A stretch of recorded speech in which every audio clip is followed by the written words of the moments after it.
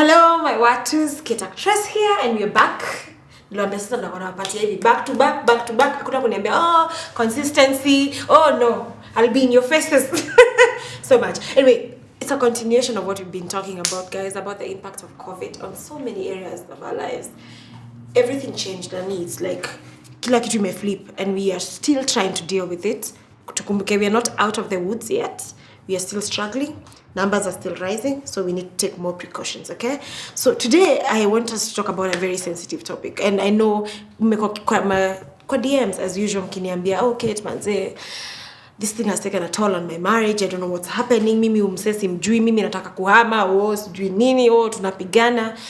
And I felt it's time we had that conversation, okay? So, wanasemanga ati, utamuondoa ni makelele ya bibi. Ni ukweli. That's what I had. I don't think so. Ni kweli wewe Philip? Okay, ajajibu, so I don't know. Mimi sipigangi kelele naongeanga. Only that sometimes that's lazima niongee na nguvu ndio nisikike. Anyway, on this show today we have someone who is very dear to our family. She's a counselor. Nakwambia yani Jane, karibu sana. Asante Kate. Karibu sana. I will allow you to just look in this camera. Okay. To this camera and just introduce yourself. Okay. Yeah. So good morning, everybody. I'm glad to be in this show today. I am Jane Jango Wanjau, and I wear very many hats. Mm-hmm. One of them, I am a counselor. I am a counseling psychologist, and I'm also a marriage and family therapist, and I'm also a mediator. Mm. And today I'm going to wear the hat of the three: the counselor, counseling psychologist, and the marriage and family therapist. Wow. Thank you. Karibu sana. Yeah. Karibu sana. Just like you've heard, nimesema wanasema ati utamuondoa ni makelele ya bibi. Ni ukweli? Is it true? Hapana, si ndio? Okay, sasa zingine wanawake wanapiga kelele. Tunapiga kelele. That is what the men call nagging, eh? Okay. Yeah, because they are differently wired. Oh, yes, that's they why. are not like us. You know, as we discuss a matter, we edit there. I mean, them they edit there, but us we have this habit of sasa tunarudia na wewe ulifanya hivi hata last year hata 2 years ago. 87 huyu mtoto akiwa class 2 ulifanya kitu fulani. Yeah, that can become a source of conflict, Kate. For sure. The reason why I wanted you here, I'm sure you've experienced so many walk-ins, clients, your clients of yours or new clients, especially during this COVID period. Yeah. What has been your experience so far? How has it changed for you as a counselor? Are the numbers more? What is happening? Okay, thank you, Kate. Now the COVID-19 came, and it came early this year, and I can assure you that it brought a lot of changes. And I will start by talking about the effects of the COVID-19 on everybody in general.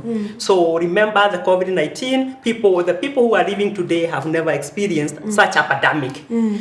So to them, it was a real shock. We didn't know how to cope with this epidemic.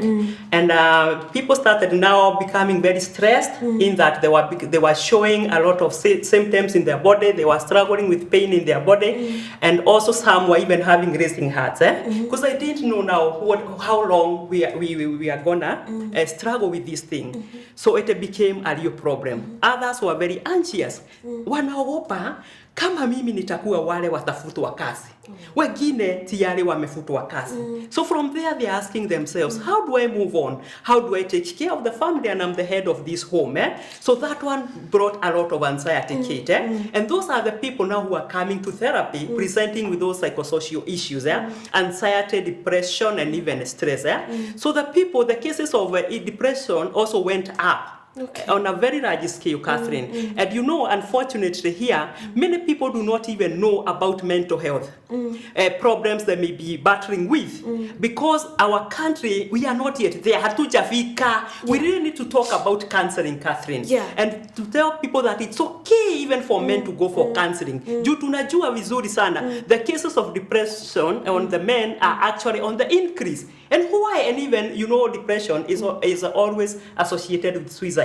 Because men, they rarely go for counseling. To them, it is the weak men. And I realized they don't even talk to one another. Yes. I realized that with my husband. So I'm asking, have you told Abel? No, we don't talk about such things. I'm like, yes. Why? Yes. Yeah, I've told 50 of my friends. Nikimisikia unajua Yes. like we talk. And that's understood because men rarely talk. We assume they are friends the way we do, and they don't express themselves. Yes, they don't. Is this culture? What is that? Yeah, it is part of culture. The way they were socialized. They were told strong men never show their tears, but I can tell them today it is okay for a man to cry. It is okay for a man to seek counseling services. It's okay for a man to share what they are going through, so that they can start feeling better. And actually, it is the way to get healing. But if they just keep it to themselves, they are becoming very depressed, and eventually some of them have taken their lives. So suicide is also on the rise. So wale umeniuliza wale wamekuja counseling, it is true the numbers are really rising, because the other effect of this COVID-19 is the fact that there was now the lockdown. With this lockdown, wengine hawajawaika na mabwana yao kwa nyumba for those number of hours. It became very frightening and very scary because people do not know each other. They don't. I can assure you that. They just rush and they do a short courtship. Wanaingia even the premarital counseling, that is done counseling, ni ya juju ile ya kanisa, and I can tell you for sure that the counseling that is done by the clergy will never be enough. These people need to work hand in hand with therapists who are qualified to do that, Catherine. Yes. And what's the stigma around, sorry, excuse me, what's the stigma around counseling and seeing therapists in Kenya, in our culture, African culture?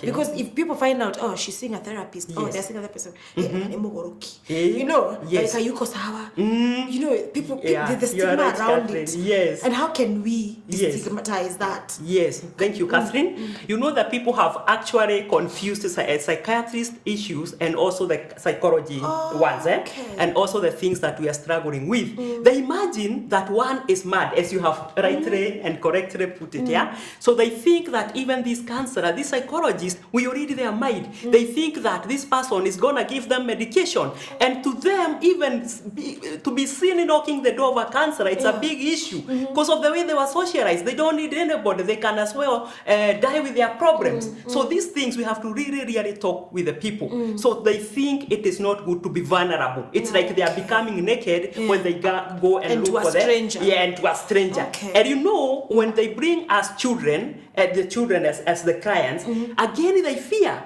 Because they will be exposed. Because mine has to move from individual to the couple and to the family. Because the things that are happening to that child who has been brought to me, that has been what we call the identified patient. Otherwise, the problem may be in that home. And this child is living in a family, and there's the mother and the father and other siblings. So they always have to come to therapy. So wengine wanaona mtoto wako na shida, lakini hawataki. Hawezi pereka.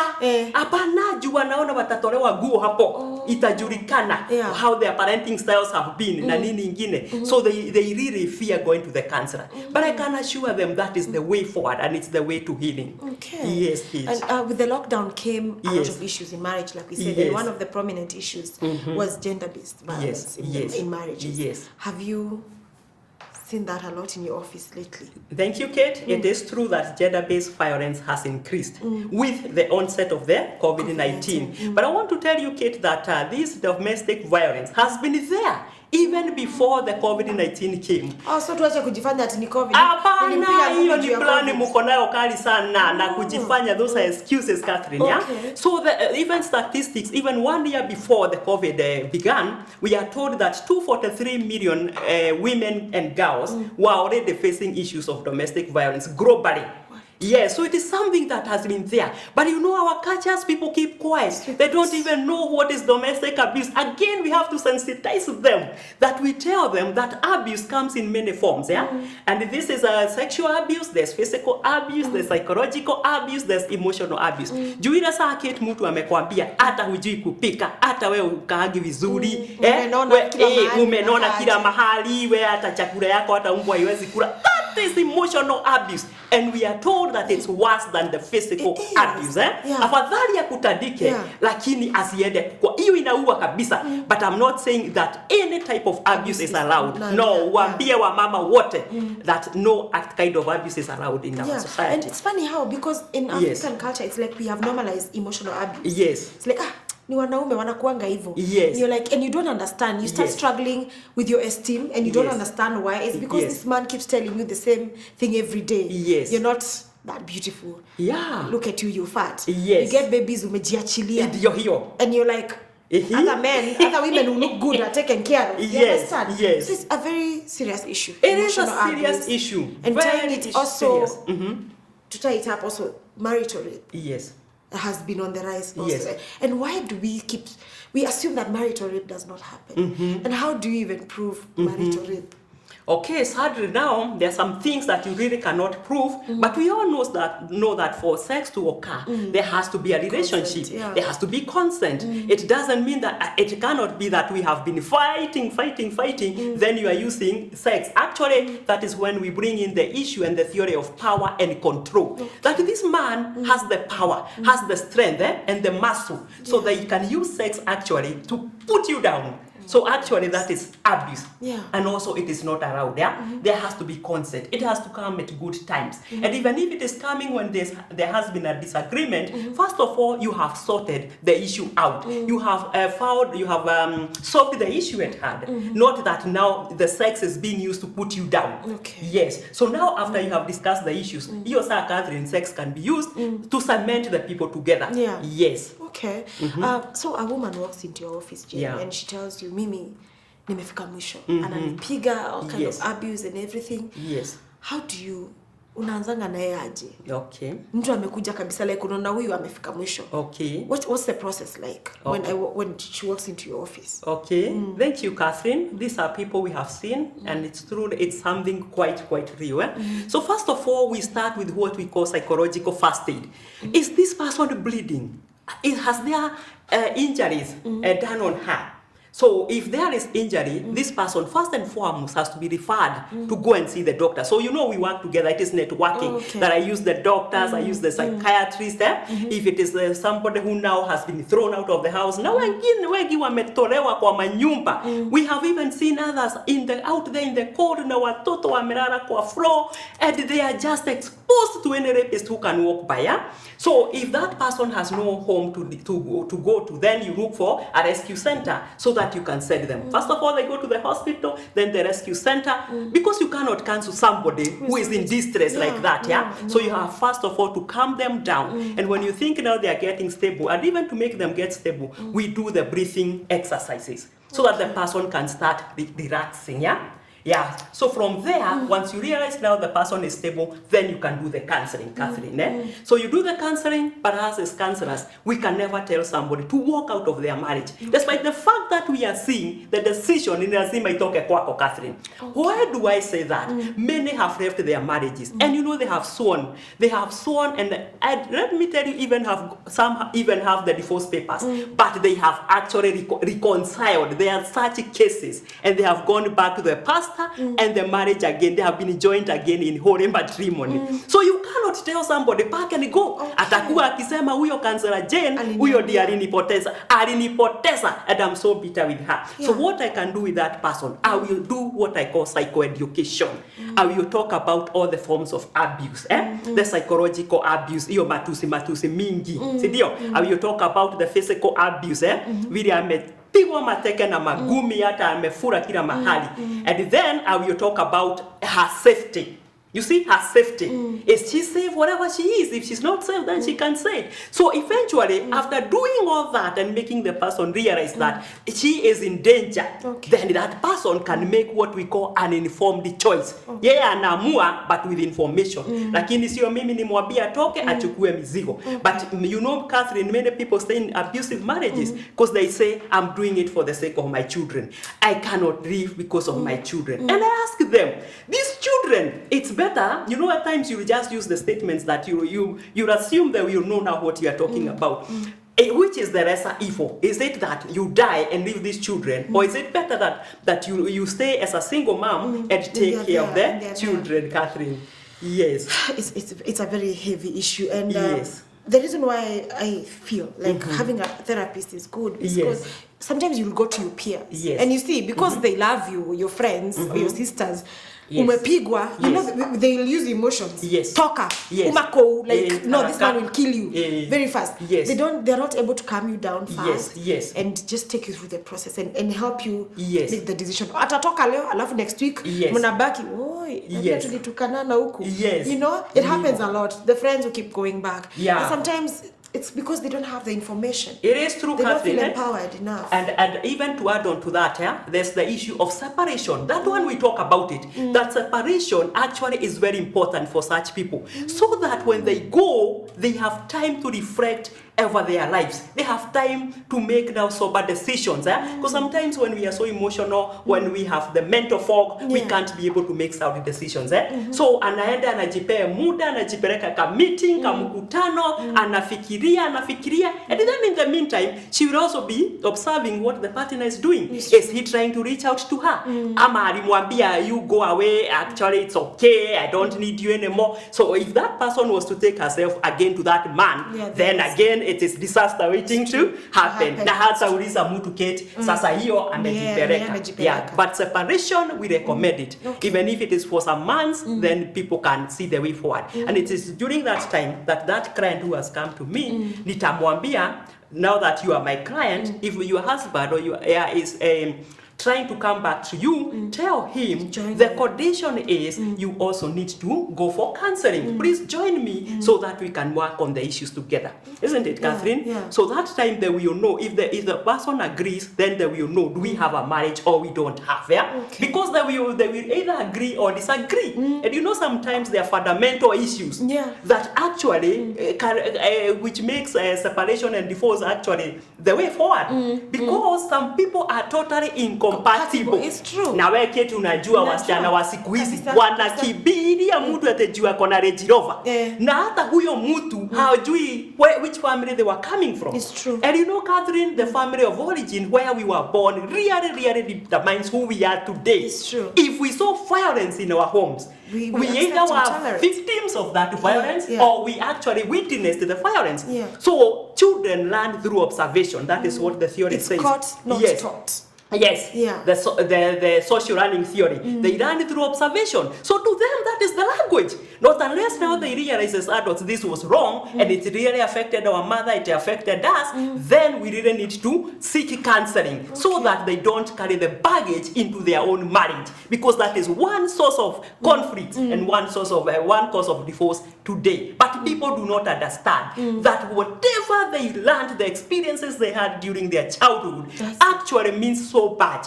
Even the way you relate with the people, you saw it modeled by your parents. It's background and baggage. It's in hiyo. Sasa kama wewe hujui, I have bitterness, anger and resentment because of what I saw and because of the childhood traumas. Wewe mwenyewe utasipeleka kwa harusi, na hata wewe mwenyewe hata wewe unaweza kosana na bwana yako because you have what we call insecure attachment.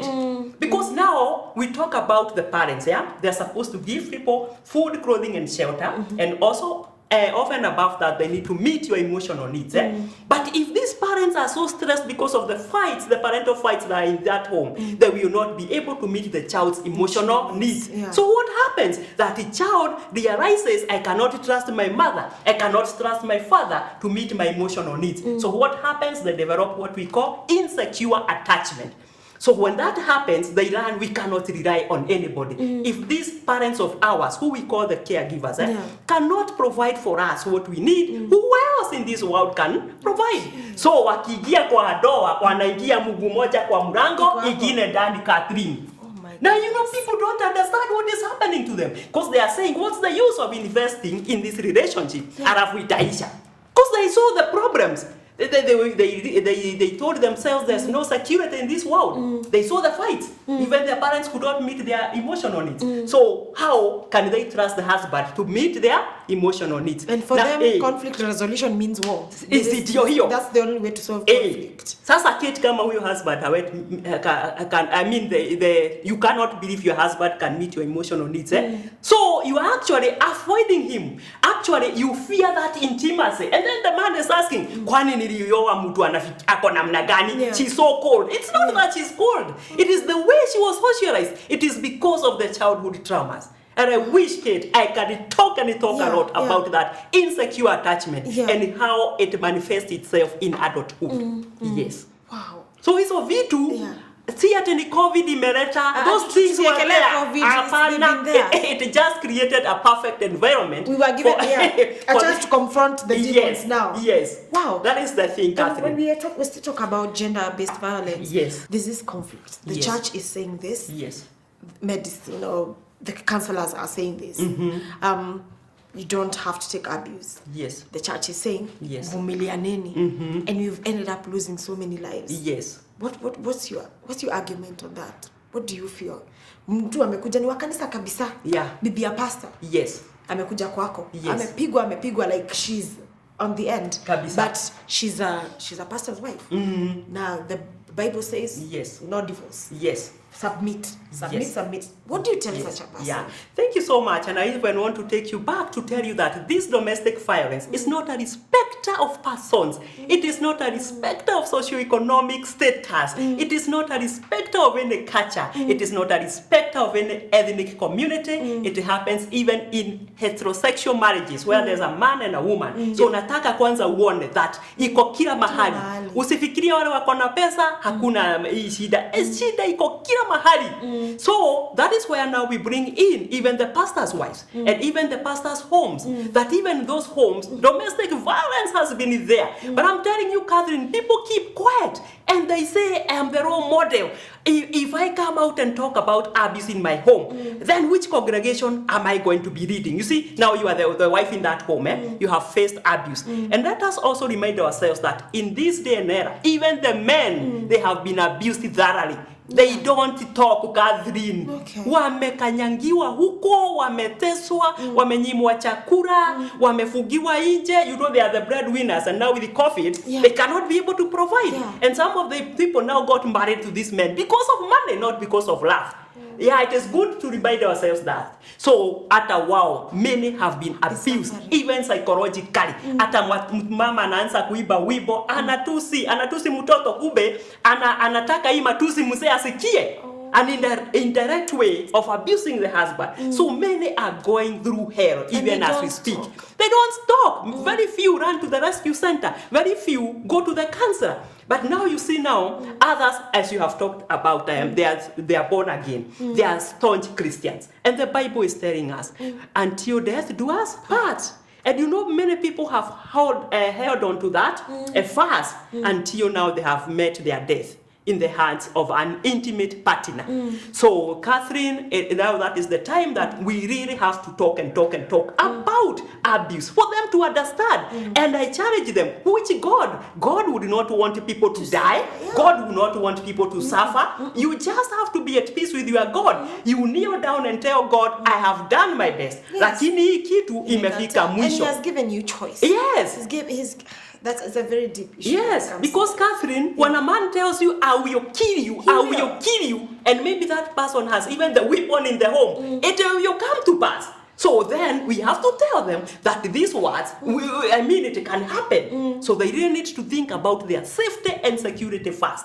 So we have to sensitize them and show them many single women who have made it. Many people who have separated with their husband and they never died. Many single people who have brought up their children very nicely and they lack in nothing. So we really need to tell them it is not spelling doom or it is not the end of the world, that they can still survive even on their own and with their children. Yes. Jenna, do you think social media has made it worse? There's so many people painting these picture perfect marriages. Yes. And then you follow this, maybe a personality like me, a media personality like me or someone else, and the things they do or what you see in them, and you're like, my marriage is not working. Yes. My man doesn't buy me this. My man doesn't take me here. That has social media contributed? There's pressure to be for perfectionism. Yes. You've seen it. Yeah, it is there, Catherine. Thank you for that. Yes, it has really contributed. And people cannot know what the other person is going through. Behind the Not scenes. unless because you live in that home. Exactly. And even if you live in that home, they may be fighting and the rooms are locked, the bedroom, and maybe people do not get to know. It's only the two people who know what happens when they're in that house.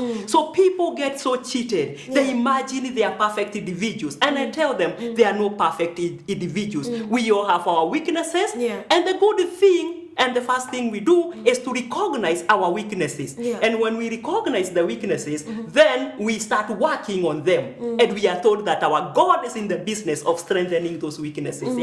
So nobody is perfect. Then they lie to themselves that they are perfect couples. They are no perfect couples, because those individuals who are not perfect are still the ones who have been yoked up, and they are now the couple in that marriage, isn't it? So Catherine, they are no perfect couples again. So they are no perfect marriages.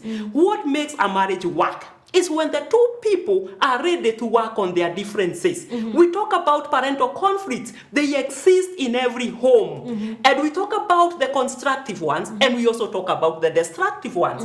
The constructive ones, Catherine, is whereby you realize tuko na shida hapa na huyu bwana. So we are not running away from this problem, because the mistake people do is to running away and sweeping matters under the carpet, and it becomes a volcano waiting to happen. So the minute they realize they have a problem, they sit down and solve the problem amicably. So those people know problem solving skills. And I think all the women, all the couples need to be equipped with the means of the way to communicate and even the problem solving skills.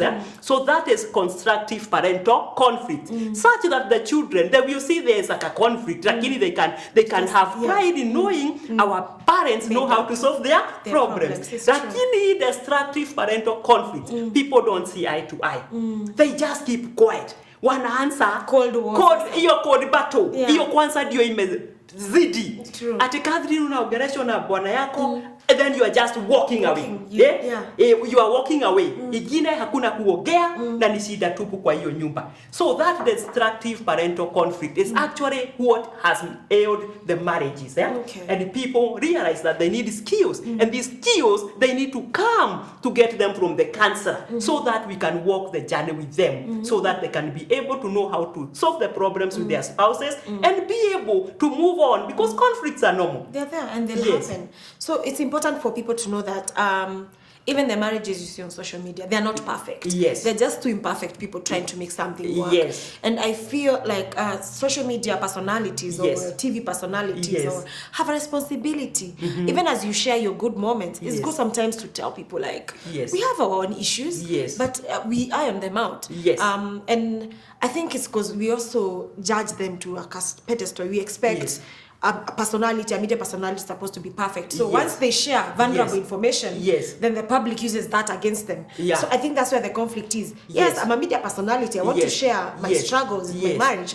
But then again, the same public uses it against me. So I also understand it's two sides of the coin. It's a very tricky balance. But all the same, I feel like if you have a good platform, a big one, you share both sides. It is true. Because we cannot be, actually we are not, we say that the persons are not congruent. They are having problems, yet what they are showing is the fake part of themselves, the fake self. But the real self is not coming out. It is good to talk about our problems. Any marriage has problems. So why should we feel embarrassed to talk about our problems? And you know what, Kate? A problem discussed is already half solved. And when you come to the counselor, let them come and test us, because we know how to create a rapport. The minute you get in, even the ones who are saying I cannot go for counseling, we are able to make them walk the journey with us. Not forcing them, but the language we shall use. They will be comfortable with us, and they will see that it can make a difference, because counseling has saved many marriages. It has saved many marriages. Truly have been salvaged by the two people agreeing to walk the journey with the counselor, Catherine.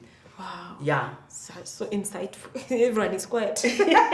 Most of us are in new marriages, so it's good. It's good to know. And I would like to applaud churches who have gone deeper, not just talking about religion. They've gone deeper to get counselors, real counselors to counsel people and tell confront your own issues before you two are joined. As we went, Philip and I went to Mamlaka Chapel, and the marriage counseling sessions there are deep. Like you confront your demons before you decide. And even if you go for that deep counseling, you will still, if I have issues, it doesn't mean there's perfectionism, because you're growing every day. Wow, I don't even know. Kuna kitu kingine tumeacha. Jen has came prepared. Wacha tuongeze hiyo ya church. Yes. Yeah, it is true that the church, even if they have the grudges, some of them may be counselors. But again, we talk about dual relationship. That this pastor who is a counselor, walking the journey with a congregant, again, it doesn't feel safe. Okay. We call it dual relationship.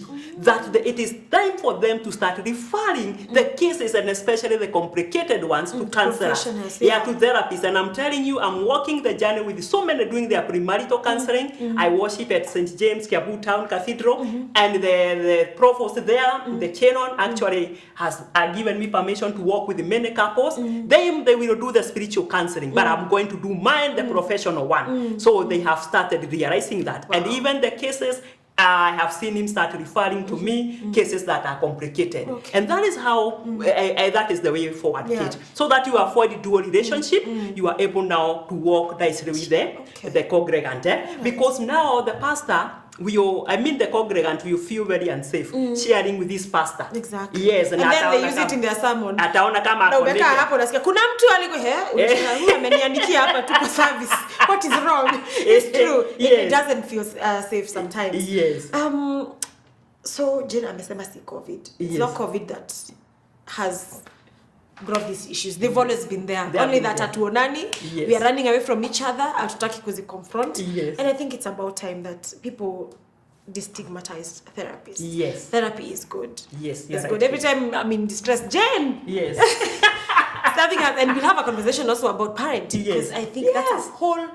There's something that's been trending about some lady who wrote about her postpartum that lasted her so many years with her son. Wanjau, and we are going to talk about that. Yeah, we shall talk about it. Because I think parenting also has been affected. Yes. This COVID period. And Catherine, you know why it's being affected? Because of childhood traumas.